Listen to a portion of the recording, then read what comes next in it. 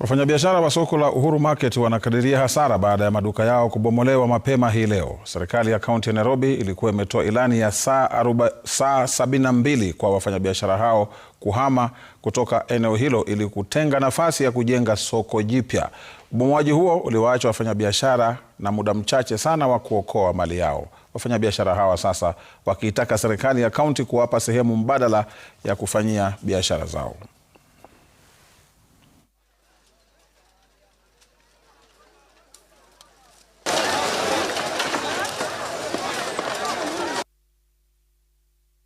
Waambie watu wahamishe vitu, leo tunakuja kugonga.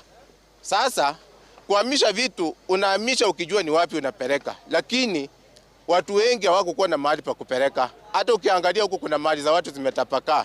Kwa hivyo vitu zimeharibika, tunashindwa tutaenda wapi. Last night tulibomolewa soko yetu na tulikuwa tumepewa notice ya only 72 hours. Sasa the time police walikuja na marugu usiku and it was raining heavily. Sasa tunauliza kwa sababu walitukanyagia vitu zetu. Kwani sisi sio watu wa Kenya? Sasa hivi watoto ndio wamerudi shule, ushabomolewa mahali unapata pesa, umechukua loan ufungue biashara. Sasa hivi hiyo pesa yenyewe ijarudi. Utaanza kulipa mtu aje?